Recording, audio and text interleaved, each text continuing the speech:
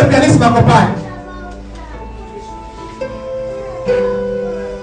On y a soin, on y a soin, titi.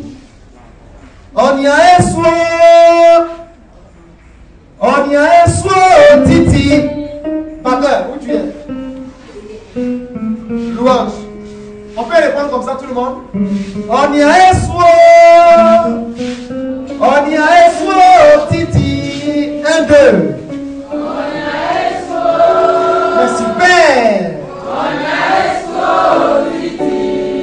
Encore? On y a on louange. Mais doucement. Un peu plus rapide que ça. On y a titi. On y a on y a, regarde-moi s'il te plaît. On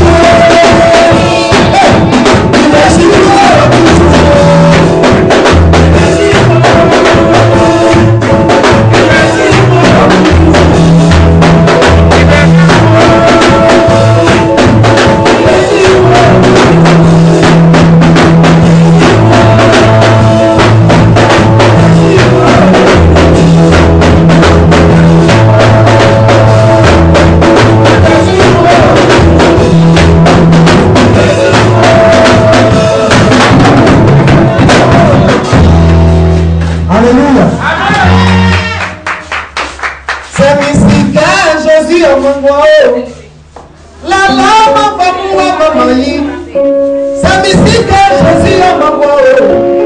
La lama famua mama yo. C'est musique Jésus à ma voix. Mia la lama famua mama yi. C'est musique Jésus à ma voix. La lama famua mama yo. Famille Jésus, c'est wali asiye. C'est siye, oli faïde suo. C'est pas souvent Seigneur molié. Ça ne y a rien de l'or, ni voyez de moué. C'est musique Jésus à ma voix. La lama famua mama yi. C'est musique Jésus à ma voix. La lama famua mama yo. C'est musique Jésus à ma voix. La lama famua mama yo. C'est musique Jésus à ma voix. La lama famua mama yo.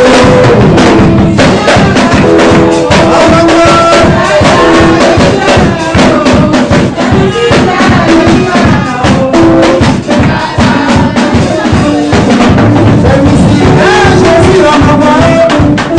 La lama famua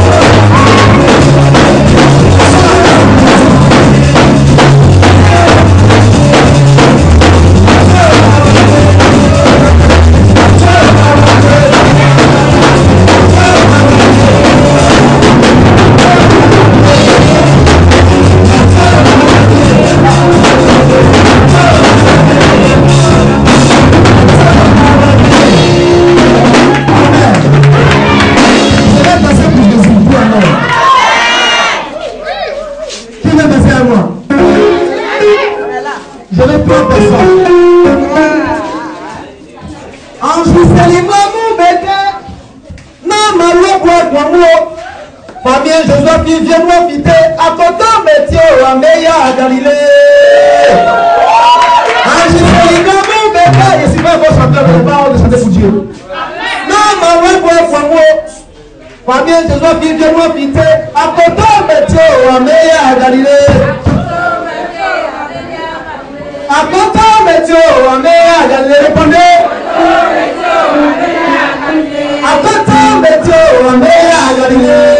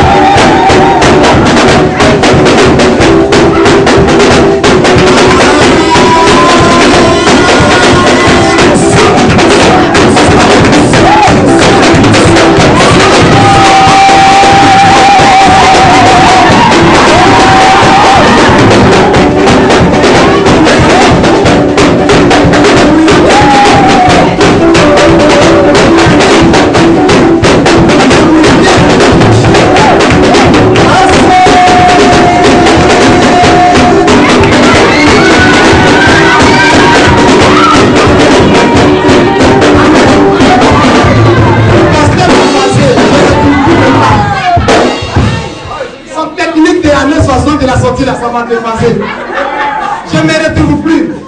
Je veux sortir le technique, mais ça ne vient pas. Là, il fait comment? J'ai abandonné. Échec et maths. Mesdemoiselles, mesdames et messieurs, veuillez changer de place et puis on commence.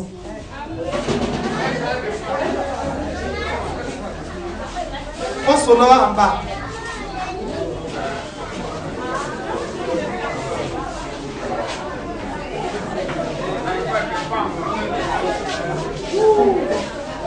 Amen. Je serai dans le temps, ne vous en faites pas. Quand on parle de la connaissance, on ne parle pas beaucoup, on parle un peu. Pour que tu retiennes ce peu-là. Si on prend le temps pour parler assez, tu oublieras où on a commencé. Donc, la louange et l'adoration est très bon. Désormais, si j'organise des veillées de prière, la louange sera le premier orateur. C'est-à-dire le temps du premier orateur, si c'est 1h30, on va danser pendant 1h30 pour la gloire de Dieu. Il y aura des guérisons, des délivrances pendant la danse, des restaurations. Le Saint-Esprit va ravitailler, va restaurer, va régénérer beaucoup de vies. Alléluia. C'est très important. 2014 là, je ne m'amuse pas. Et ça, toi aussi, tu ne t'amuses pas. Bien.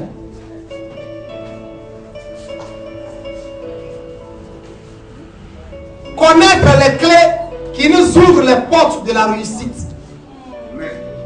Dimanche dernier, j'ai introduit un peu. Je n'ai pas prêché, j'ai seulement que introduit. Mais à partir d'aujourd'hui, je vais déceler 3 clés dans ta main. Ah, quelqu'un ne se sent pas concerné par la révélation que je vais lui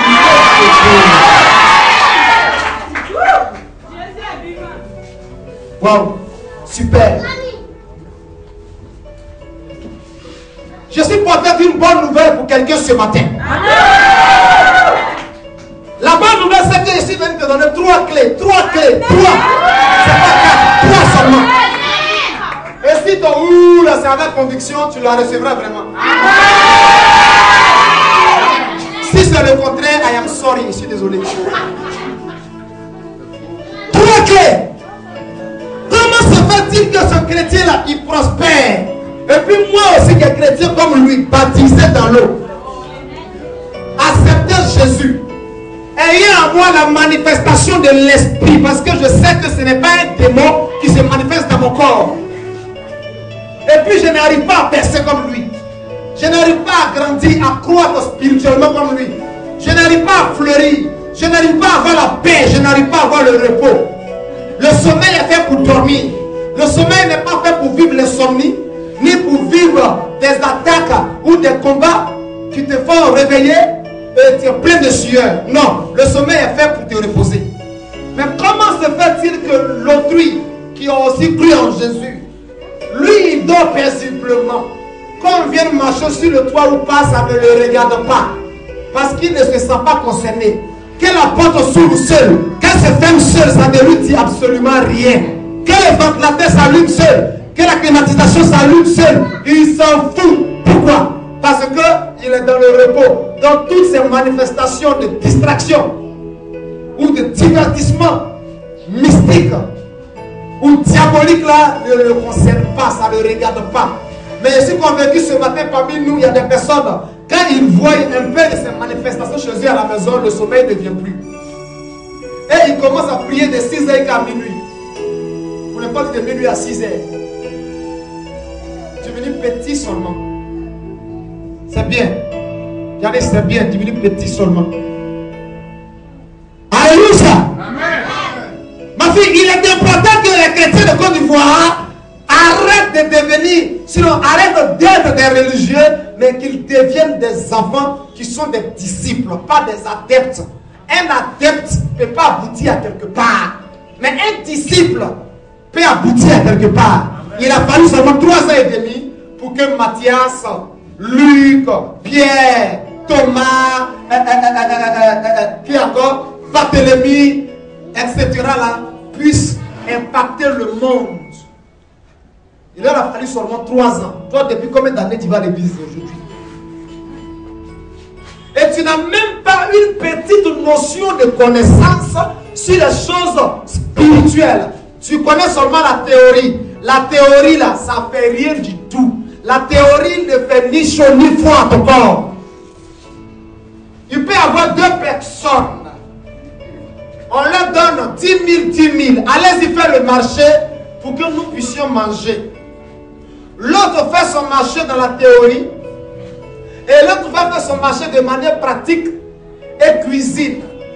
Et celui qui a dit dans la théorie et celui qui a manifesté dans la pratique, la couronne ou la coupe a été décelée par celui-là qui a manifesté le concret que ma langue a touché et puis elle dit c'est tout. Attends, c'est faux ou bien c'est vrai? On a vu des blancs qui sont venus nous coloniser en nous montrant un Jésus plein aux yeux bleus qui peut faire des choses alors que les malades sont en train de mourir dans l'église. Et dès que les gens sortent de l'église net, c'est aller chez la guérisseur pour aller se faire guérir. pour aller se faire délivrer du mari de lui, pour aller se faire délivrer de l'esprit des eaux de forêt, etc. Alors qu'ils viennent à l'église. Pourquoi à l'église là, ce Jésus n'a pas été capable de les délivrer? Et puis ils sortent de l'église pour aller commettre adultère. C'est ça que Dieu appelle adultère. L'idolâtrie est l'adultère. Et Dieu déteste ça. Il dit il est jaloux. Exode 20, le verset 5 à 6. Dieu dit ici un Dieu jaloux. Dieu n'aime pas qu'on partage son corps là à quelqu'un d'autre. Pourquoi? Parce que dans 1 Corinthiens 6, le verset 19, il dit votre cœur est le temple du Saint-Esprit. Tu m'entends? Et que votre membre est le corps du Christ. Donc glorifiez donc au Christ dans tout votre membre. Et quand tu utilises ces membres, tu utilises ce cœur pour aller te confier à des je ne sais quoi de démons, Dieu, ça lui fait mal au cœur. Mais comme il n'est pas un homme pour te divorcer, il attend ton repentir. Et il y a des gens que Dieu attend leur repentir, ça va dans 20 ans, et ils ne prennent pas conscience que Dieu est patient, il attend leur repentir pour repartir avec eux. Donne-moi un amen et puis il part. Alléluia. Il peut y avoir deux hommes de Dieu qui vont essayer de vous expliquer de manière théorique ou de manière philosophique comment chasser un démon, comment faire voir un paralytique ou bien un aveugle, comment, et puis il finit, il dit amen, il prie sa Bible, il va s'asseoir. Est-ce que je vais comprendre? Il vous a détaillé A plus B, comment on peut être délivré ou guérir. Et pendant qu'il est là parler, les gens sont assis sur les paralytiques, sur les fauteuils roulants, sont couchés sur les nattes. Et lui, il a fini d'enseigner, non? Et puis il prie sa Bible, il va s'asseoir. On dit amen, amen, il a fini de prêcher. Aïe, ce que tu as dit là, il faut faire un fois. Et un autre vient, il ne sait même pas dans quelle ville Jésus est né. Il ne sait même pas que la Vierge Marie fait partie de quelle tribu. Est-ce qu'elle est juive? Si oui, elle vient de quelle famille? Beaucoup de pasteurs ne savent pas d'où elle vient. Ils ne connaissent pas le jour J où Jésus-Christ fut ressuscité. Cette date dans le mois là, ils ne connaissent pas. Le jour J où Jésus est né là, ils ne connaissent pas. Voyez, tu es là pour aider les gens, mais tu es là pour nous condamner. Moi, je vais aller au ciel. Hein. Je ne veux pas qu'on me condamne, je t'aime. Ils te diront non, tu sais, c'est Joseph qui est le petit-fils de David, donc c'est lui qui fait partie de la lignée royale. Mais Marie, c'était une fille comme ça, il a pris dans une autre ville ou alors à quelque part d'autre. Et puis à cause de ce que Joseph est familier à David, donc Marie a reçu grâce et faveur. C'est faux, tu mens. Excuse-moi, mais c'est la vérité, c'est faux, tu mens. Celui qui t'a dit ça là, c'est un menteur. Faut dire, tu connais rien, tais-toi, mon nom. Marie est la cousine d'Élisabeth. Faut ouvrir. Et la Bible me dit dans Luc le chapitre 1, à partir du verset, je dirais, attends, à partir du verset 60 combien? Non, 60 combien là, moi ça m'intéresse. C'est là-bas mon verset quand Dieu m'a appelé. Luc 1, le verset 76 au verset 79. Quand je me posais la question pendant 5 ans, d'autres disent que je suis apôtre, d'autres disent que je suis prophète, d'autres disent que je suis pasteur, d'autres disent que je suis évangéliste. Parce que je opère dans tout ça là. Dans les années 2001, 2002 à Bio là-bas. Donc moi-même pour finir, à cause de ce que les gens disent, ou les hommes disent, je ne sais pas qui j'étais. Donc je posais la question à Jésus, moi là-même là, c'est quel ministère au fait que tu m'as appelé? Il faut me bailler le mot, Seigneur, crache le morceau. C'est là il m'a donné Luc 1, le verset 76, verset 79. Et puis Apocalypse 3, le verset 7, le verset 9. Voilà le verset de mon ministère qui est là. Là-bas, il a été écrit, et toi, petit enfant, tu seras appelé prophète du Très-Haut. Donc, il y a une confirmation. Alléluia. Alors, la Bible me dit dans le livre de Luc qu'après la visitation de l'ange à Marie, l'ange lui a dit que, n'est-ce pas Élisabeth apparente, qui est déjà enceinte de 6 mois, celle qui est appelée stérile. La Bible dit dans les versets suivants que Marie alla rendre visite à Élisabeth, sa parente. Quand sa parente, ça veut dire quoi? Hein?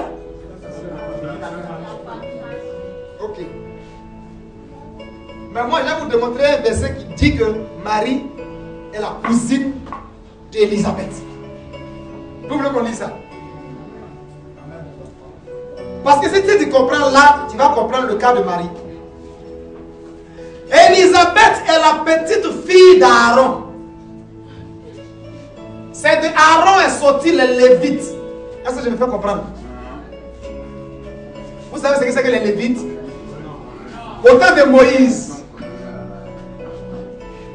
il y avait le parvis, il y avait le lieu saint, il y avait le lieu très saint.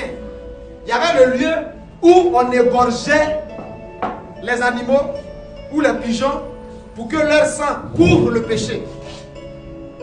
Pour qu'elle apaise la colère de Dieu. Donc, Aaron était serviteur de Dieu, appelé de Dieu. Dieu a fait de sa génération une génération de serviteurs de Dieu. Vous comprenez? Amen. Tous les prêtres sont sortis d'Aaron. Je ne dis pas les prophètes, je dis les prêtres. Quand tu regardes dans la biographie prophétique, les prophètes existaient avant la naissance de Aaron. Je me fais comprendre? Amen. Bien. Depuis Enoch, on parle déjà des prophètes. Vous m'entendez? Amen. Depuis Noé, on parle déjà des prophètes. Jusqu'à Abraham. Avant d'arriver maintenant, 430 ans en Égypte, où Dieu va envoyer Moïse et que Moïse va se trouver incapable parce que il n'avait pas la langue facile, il bégayait. Et lui dit qu'il ne sera pas capable. Et Dieu lui dit, n'est-ce pas, ton frère Aaron qui est là, qui sera pour toi. Dans le chapitre 7, Dieu dit, il fera de Moïse un Dieu et Aaron son prophète. Alléluia. Amen. Et c'est quand Dieu parle que Moïse, sinon, quand Moïse parle que Aaron exécute. Donc, quand on parle depuis d'onction la même là, c'est depuis le temps d'Aaron que Dieu a dit à Moïse d'extraire l'olivier, de convertir en huile pour consacrer les tenues que les prêtres portent actuellement, tout ça, tous les fêlés, tout est écrit dedans. Vous voulez le passage? Vous ne lisez pas Bible, vous me faites honte. Ça devrait faire des choses nouvelles pour vous. Depuis combien d'années vous partez à l'église? Hein?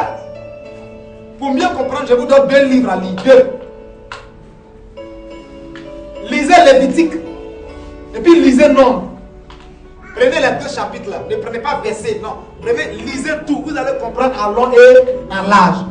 Donc, si la Bible dit que par exemple, Joseph est le petit-fils de David, et que la Bible dit que Élisabeth est la petite fille d'Aaron, ça veut dire que Élisabeth vient de la sacrificature. Vous m'entendez? Elle vient de la famille des prêtres. Donc, Marie aussi vient de la famille des prêtres. Elle vient, ses arrière-parents étaient les serviteurs de Dieu. Elle n'est pas une femme niafou, et c'est pas si je le fais comprendre. Amen. Elle ne vient pas d'une famille païenne. Comme par exemple, Ruth, la Moabite, a été convertie à Boaz, Obed, Isaïe, David. Non. Mais Marie, sa lignée est de serviteur de Dieu jusqu'à elle. Donc ce n'est pas un hasard que le choix de Dieu s'est porté sur elle. Amen. Elle était instruite dans les choses de Dieu. C'est pourquoi d'ailleurs, elle et puis son fiancé vivaient la chasteté. Chez les païens aujourd'hui, ils n'ont pas fait coco, mais monsieur et madame vivent ensemble déjà. Mais pour le chrétien, il doit savoir que tant qu'il n'y a pas d'autre, les deux ne peuvent pas vivre ensemble. Coco là, ça ne veut rien dire. Ça veut dire seulement que non, si vous ne voyez pas votre fille, elle est avec moi, c'est tout. Mais d'autres là, devant Dieu, elle est mariée. Alléluia. Amen. C'est possible que les deux vivent ensemble. Dans les églises où on attend forcément le mariage légal, c'est pourquoi aussi la débauche et la prostitution se multiplient là. Il a déjà doté sa femme. Ils n'ont pas encore les moyens pour se marier légalement. Tu dis non, ils n'ont qu'à vivre dans la séparation. Ah bon, d'accord. Ils vont te rimer jeter. Dès que le kit est fini, le bébé, tu es où? J'ai besoin de toi, hein, on se retrouve. Et derrière toi, ils font ce qui est normal parce qu'ils ont respecté la parole de Dieu. Mais comme toi, ce sont des principes que tu as. Vous savez, Dieu est fâché dans Isaïe. Il dit ce peuple est au nom du bout des lèvres. Ils se sont donné des lois, des préceptes sur des préceptes. Ils n'observent pas la loi même elle-même. Ils ne la respectent pas. Exemple biblique, personne n'a fait quoi, il faut venir habiter chez lui. Les baoulés là, ils ont fini ça. Quand on parle, c'est comme mariage. Ils vont faire 20 enfants. Hé, tu ne vas pas chez ton mari. C'est les parents qui la poussent pas. Même si la fille décide d'aller, on lui dit, oh, il n'y a pas de problème. C'est faux, c'est la dot. Donc, Marie était instruite dans les choses de Dieu depuis son enfance.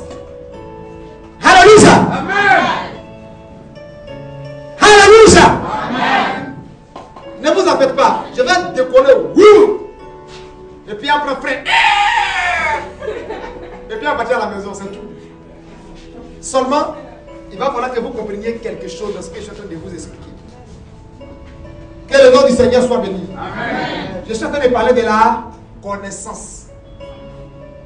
Dis de la connaissance. De la connaissance.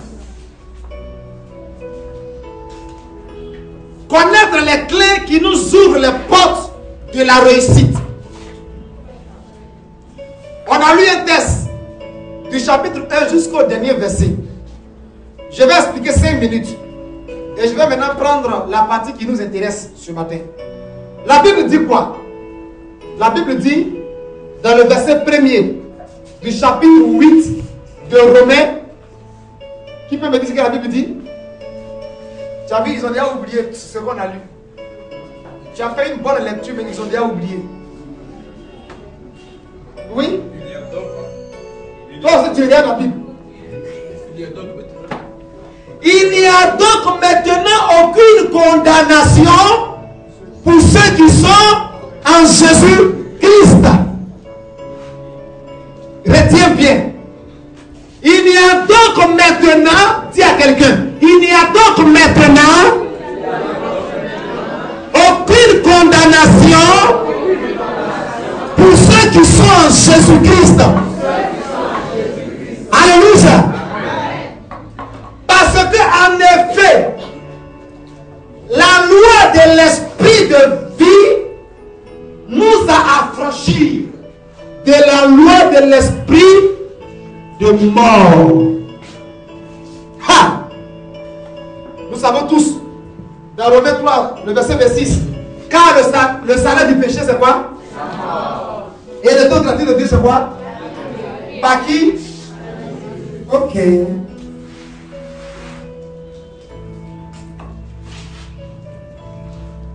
Quand nous lisons Jean le chapitre 1, le verset 17e, il nous dit, mais Moïse est venu avec la loi et Jésus-Christ est venu avec la grâce. Ça fait encore deux choses différentes. Sans loi, il n'y a pas de péché.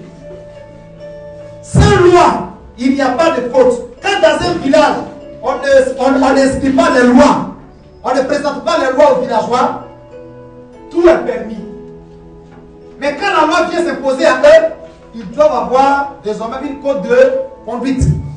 Parce que s'ils enfreignent la loi, il y a un châtiment qu'ils vont payer. C'est pas ça?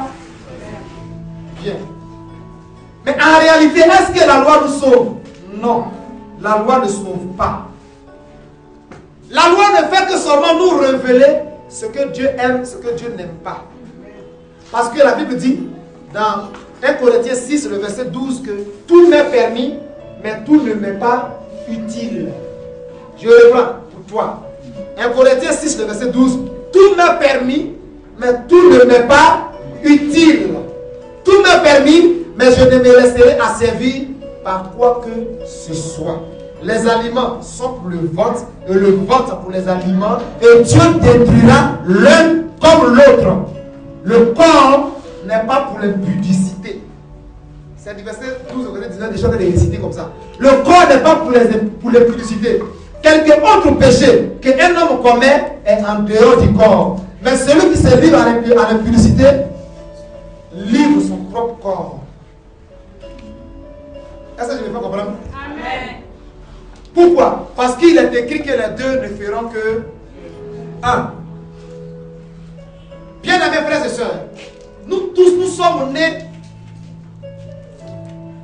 dans un village. Ou bien nous venons tous d'un village. Nous avions tous un village. Faux ou vrai?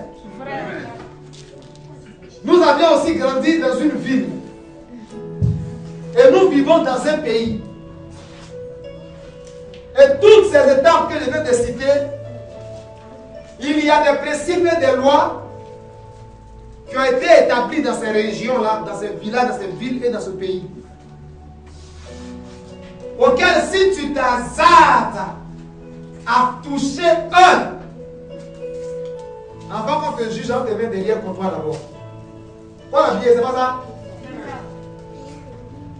Alléluia. Amen. Bien. Nous, notre grand frère, écoutez, hein, notre grand frère est né. Adam n'est pas mon grand-père. Je refuse ça. Adam est mon grand frère est né. Je m'explique. Dieu, dans le chapitre 1 de Genèse 26, il a créé, il dit créons l'homme à notre image et à notre ressemblance. Selon notre image, c'est pas ça? Et qui domine, qui domine, qui domine, qui domine, qui domine, qui domine. Alléluia. Amen. Dans le chapitre 2, le verset 7, la Bible dit, Dieu forma maintenant l'homme qu'il a créé là. Il a quoi?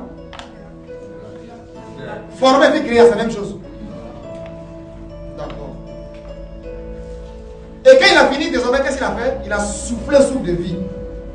Si je dis qu'Adam n'est pas mon grand-père, qu'il est mon frère aîné, c'est parce que moi et puis Adam, on a été créés le même jour. Quand il dit moi, là, regarde toi aussi. Toi, créé à l'image et à la ressemblance de Dieu là. Nous tous, nous fûmes créés. André parlait pas aujourd'hui. Nous fûmes créés le même jour, à la même seconde, à la même heure. Mais où étions-nous? Nous existâmes. C'est ça?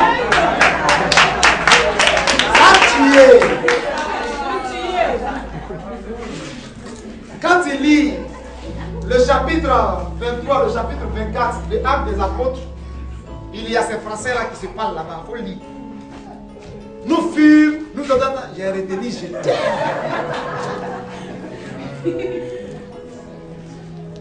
nous existâmes dans la pensée de Dieu, mais la manifestation de chacun de nous diffère sur la terre. C'est pourquoi d'autres ont 100 ans aujourd'hui, d'autres c'est maintenant qu'ils ont un jour de naissance. Sur cette terre. Alléluia. Est-ce que je peux comprendre? Adam fut manifesté au premier. Et lui, il n'a pas été bon exemple. Quand un père, ou bien une mère, ou bien un enfant n'est pas digne de ce nom, tu peux taper ta poitrine pour dire c'est mon papa qui est là, c'est mon enfant qui est là, c'est mon grand frère qui est là. Tu dis lui là, je ne l'ai jamais connu, je ne savais pas qu'il existe même. Pourquoi? Parce que tu n'as rien à voir, il n'y a rien en toi qui le ressemble. Lui, il ressemble à quelqu'un d'autre. Il est bâtard. C'est pas ça? Adam, Dieu t'a donné les consignes, grand frère, grand frère, grand frère, grand frère. Il t'a envoyé tous les animaux. Il dit il faut les nommer. Tu as fini de les nommer. Comme les animaux venaient d'eux, tu t'es rendu compte que toi, semblable à toi, tu es unique. Et ton cœur est attristé. Dieu fait tomber un profond sommeil sur toi. Il retire de ta côte. À ton réveil, voilà une femme. Tu dis, voici cette fois-ci la chair de ma chair, les os de mes os. Dis amen bien. Amen. Mais avant cela, il t'a tout donné. Et au-devant de toi, il y a le diamant, il y a l'or, il y a toutes ces richesses. Et il te dit, tout ça là, c'est pour toi. Il faut garder ça. Tu es le surveillant, tu es l'économe. Mais ça là, ne mange pas. Le jour que tu as mangé là, tu as mouru. Et puis tu acceptes de manger. Le péché là, c'est volontaire, c'est pas involontaire. Le péché, c'est consciemment le commun. C'est pas inconsciemment. Personne ne t'amène à te déshabiller devant quelqu'un. Si la personne te fait avec force, tu peux crier pour dire que tu n'es pas consentant. Et puis ils vont dire, ils vont l'inculper pour cas de quoi viol. J'aime pas ça. Hein. Arrête. Hein. Tu es conscient de ce que tu fais. Faux ou vrai? Si Adam, mon grand frère aîné, avait été dur pour demander à sa femme, où tu as envoyé fruit là, c'est quel fruit? Parce qu'on a reçu des consignes, on a reçu des choses. Ça là, ça vient d'où? Tant que tu ne me dis pas, je ne mange pas. Si la dame voyait que son mari était assez sérieux, que vraiment il était déterminé, elle pouvait révéler la vérité. Mais lui, il n'a pas fait, il n'a rien fait de tout ça. Tellement qu'il aime sa femme, il a aimé sa femme plus que Dieu. Et il a accepté de manger avant d'abord de se rendre compte de la vérité. Quand il a fini, ses yeux se sont ouverts, il a vu qu'il est nu. Donc, de par lui, la mort a fait quoi? A frappé la terre. Et désormais, tous ceux qui sont venus après lui sont tous quoi? Sont tous quoi? Sont tous condamnés par la loi de notre grand frère. Pourquoi? Parce que comme il était la première personne, donc c'est son sang à lui qui s'est fait quoi? Qui s'est perpétué. Ça se dit jusqu'à ce que toi et moi nous soyons là aujourd'hui. Je prends un exemple. Un bébé aujourd'hui qui ne sait pas encore parler, peut-être il vient même d'ouvrir les yeux. Pendant qu'il est là têté, il peut mordre le bout du sein de sa maman. Quand sa maman crie, ya! Et puis il essaie de rire, il fait, c'est bien ou bien c'est mal? C'est bien ou bien c'est mal ce qu'il fait là? C'est péché ou c'est pas péché ce qu'il fait là? Le sein est là pour t'aider à grandir, à devenir quelqu'un. Toi tu commences, tu fais mal à la personne. Ça vient d'où? Ça vient du sang. Dis du sang. Ça vient du sang. Alléluia. Et puis le sang là, ça est où? Ça est dans le corps. Précisément où? Maintenant ton âme là, lui il est où? Il est dans le sang. Alléluia. Or c'est dans l'âme on trouve quoi? La volonté, les désirs, les passions. Je me fais comprendre. Bien. La Bible dit, après ce qu'Adam a fait là, hein? Au temps de quelqu'un, on appelle l'autre. Garçon et puis garçon maintenant couchent ensemble. Femme et femme couchent ensemble. Alléluia. Amen. Dieu est venu voir. La Bible dit que Dieu a regretté d'avoir créé. Pas d'avoir créé l'homme, d'avoir formé l'homme. Parce que lorsque l'homme était avec lui là-bas, là, il était saint. Mais maintenant qu'il lui a donné un corps, une âme où il a maintenant des volontés, des désirs, ces désirs ne se portent pas vers Dieu, ça se porte maintenant vers le mal. Le mal que son grand frère a sémé. Alléluia. Amen. Mais la Bible nous dit quoi? La Bible nous dit que de même que de par Adam, la mort est rentrée dans le monde, il y a aussi eu un second Adam. Jésus-Christ est le second Adam. Mais lui, sa naissance est différente. On connaît tout ça par cœur. Ce n'est pas une sémence de l'homme, mais c'est la vertu, la couverture de l'esprit qui a déposé l'enfant esprit là dans le ventre de Marie. Alléluia. Amen. Mais regardez un peu. Si le sang a pu avoir contact avec lui là, tu crois avec moi qu'il aurait dû pas commettre une faute, une erreur quand même? 33 ans sur la tête, il ne connaît pas faute. C'est parce que l'œuf qui était dedans était esprit. Est-ce que tu peux attraper le vent avec ta main pour me dire, prophète, voilà le vent, je te la présente? Donc, si ce vent que tu respires, qui rentre dans tes organismes, est-ce que par des appareils, on peut voir le vent souffler? Non. Donc, l'enfant Jésus qui est esprit dans le ventre de Marie, le sang de Marie n'a pas eu contact avec lui. Tant bien qu'elle était vierge, mais elle était pécheuse aussi. Elle était pécheuse. Parce que le sang qui circule en elle, c'est un sang qui est bien gâté. Est-ce que je me fais comprendre? Bien. Maintenant, quand Jésus-Christ est venu et qu'il a commencé à prêcher la repentance pour présenter aux gens l'esprit, qu'est-ce qui s'est passé? Répondez-moi, qu'est-ce qui s'est passé? Je peux te me répondre. Qu'est-ce qui s'est passé? Il s'est passé des combats. Simplement par son passage, des corps à cause du péché qui étaient possédés, les démons crient et puis ils s'en vont. Avant que Jésus ne vienne là, on n'a pas vu ça. Tu as vu ça quelque part? La Bible là, tu as dit à quelque part où on a fait délivrance. Au nom de qui? Dites-moi la vérité.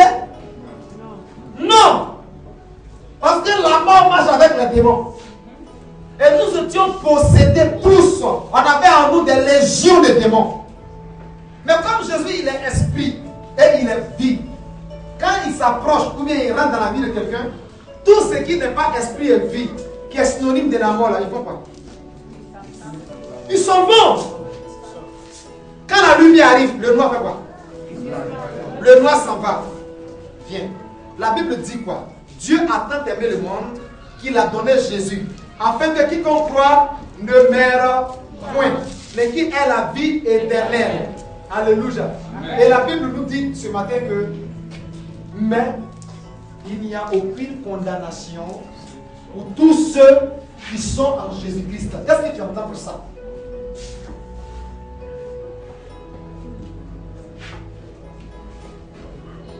Nous étions condamnés hier à cause de la désobéissance de notre grand frère, à cause de son sang qui circulait en nous. Maintenant, pourquoi aujourd'hui il n'y a plus de condamnation pour ceux qui sont en Jésus-Christ? J'explique. Réponse numéro 1. Parce que dans Jean le chapitre 1, le verset 14e, ne pas dire le verset 15e, la Bible dit, mais à tous ceux qui ont reçu ce Jésus-là, Dieu leur a donné le pouvoir afin de devenir des enfants de Dieu. Tu m'entends bien? Le chapitre 6 de Romains, à partir du verset 1er jusqu'au verset 7e, la Bible dit que pour nous qui avons cru et accepté Jésus, nous avions été enterrés avec Jésus, nous avions été ensevelis avec lui et nous avions été ressuscités avec lui simplement parce qu'on a cru. Puisque la Bible dit, mais à tous ceux qui vont croire en lui, qu'ils aient la vie éternelle. Et à quoi qu'ils deviennent des enfants de Dieu. Plus des enfants de la chair, de l'âme, mais des esprits en fait. Dis des esprits. Tu comprends maintenant quelque chose? Amen. Ça veut dire que celui qui a cru en Jésus, il n'est plus un humain, il est un esprit. Maintenant, pourquoi il ne vit pas comme un esprit? C'est parce qu'il ne vit pas comme un esprit qu'il est limité dans beaucoup d'activités terrestres. Je me fais comprendre? Amen. Je répète encore pour toi. Qu'est-ce qui était possible à l'esprit? Le vent qui souffle là, qu'est-ce qui lui était possible? Est-ce qu'on peut dire qu'on peut bloquer le vent, qu'on peut bloquer le volcan, qu'on peut bloquer la mer à quelque part? Le vent va passer toujours par quelque part. Ferme tout ce que tu veux, mais lui il sort. Alléluia. Amen. Maintenant, allons pas à pas. C'est maintenant que j'approche vers la révélation. Si nous sommes devenus des esprits, parce que ce n'est plus le sang de papa, ce n'est plus le sang de maman, ce n'est plus le sang de qui que ce soit qu'on a connu ou avec qui on a eu des rapports, qui désormais nous contrôle, qui désormais nous conduit, mais que c'est l'esprit de vie désormais qui est en nous. Donc qu'est-ce que cela sous-entend? Cela sous-entend qu'on n'est plus sous la loi. On est maintenant sous la grâce. Mais on ne doit pas faire de cette liberté-là un prétexte pour vivre comme on était encore sous la loi. Est-ce que je me fais comprendre? J'explique encore. Il n'y a aucune condamnation pour ceux qui sont en Jésus-Christ. Pourquoi? Je donnerai deux premières raisons. Premièrement, parce que ils ont accepté, donc ils ont reçu le pouvoir de devenir. Deuxièmement, parce que désormais, quand Dieu les regarde là, Dieu ne voit plus en eux le sang de leur père biologique, de leur mère biologique, qui influençait leur âme. Puisque c'est dans l'âme, il y a la volonté, puis il y a les désirs. Donc désormais, leurs désirs et leur volonté ont été délivrés des oppressions qui les poussaient à faire des mauvaises choses. Et ils sont désormais au contrôle de l'esprit. C'est pourquoi Nicodème ne comprenait pas. Jésus dit d'accord, comme toi, tes docteurs, tu ne comprends pas, je vais t'aider.